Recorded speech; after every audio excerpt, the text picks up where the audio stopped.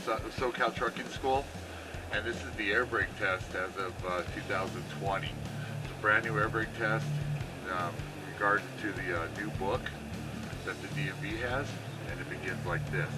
So first of all, I'm going to pump my air pressure down to 100 pounds.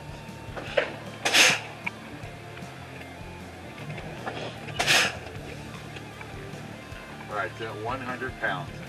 Then I'm going to turn my key on, I'm going to push in my clutch, and I'm going to do a safe start by touching yellow and red and wiggling the gear shift. I'm going to start my vehicle now. As I come off the clutch, I'm going to come off the clutch slowly and wiggle the gear shift again. I'm going to give it a little bit of gas to speed up the process. What I'm doing right now is I'm looking for it to cut out.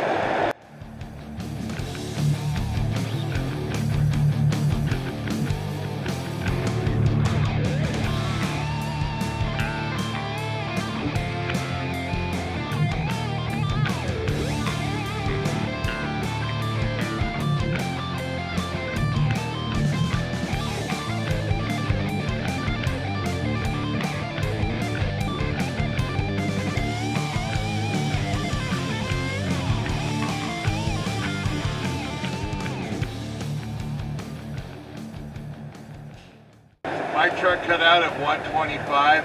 I would tell the examiner that it cut out at 125. Then I would push the clutch back in. I would put it into gear. I would turn my truck off.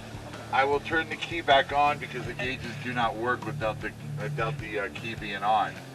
And then I will push in my yellow and red brake knobs. I will release the clutch slowly. I will allow this to settle. I will get my timer out. As it settles, I will hit the brake and I'll let it settle again. Before I start my timer, I will give the examiner a reading.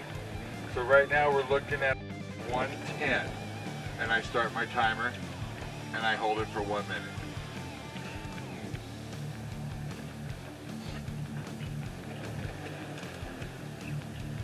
Probably the longest minute of your life, but hold it down as hard as you can.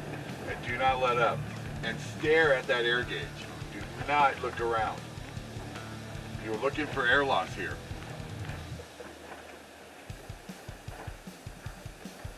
And you must say to the examiner, I'm looking for no more than 4 pounds of air loss in 1 minute in a combination vehicle.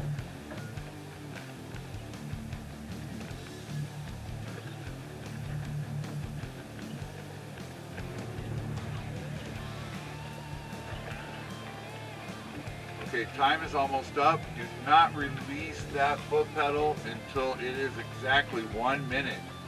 The examiner will fail you if you do. So we got 57, 58, 59. Okay, 1 minute's up. I'm gonna give the examiner another reading. It's still at 110. I did not lose any air pressure, so that's a good test. Now I'll take my foot off the brake. I will put the timer away, and I'll start my next test.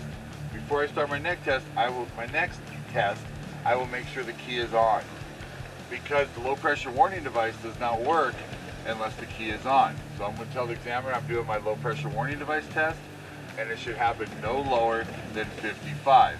At this time, I will start fanning the brake pedal. I will wait 3 seconds between my pumps. 1, 2, 3. 1, 2, 3. 1, 2, 3. 1, 2, 3. Okay. The low pressure warning device came on at 70. So that makes it a good test because it's no lower than 55. I know this because I have a warning light on the dash and I hear the audible beeper. Now I'm going to do the spring brake test. The purpose of the spring brake test is to make sure that the emergency brakes pop out. So when you're driving down the road, if you lose all your air, you have some way to stop the truck. So I'm going to do the spring brakes, and the spring brakes should happen between 20 and 45. I'm going to start fanning the brakes now.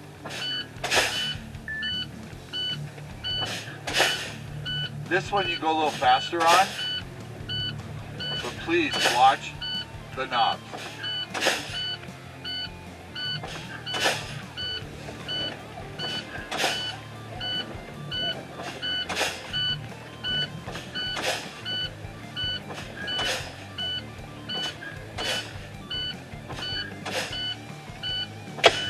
Okay, both knobs popped on my truck at 30.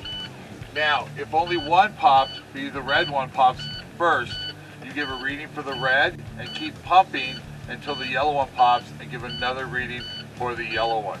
And this would conclude my air brake test.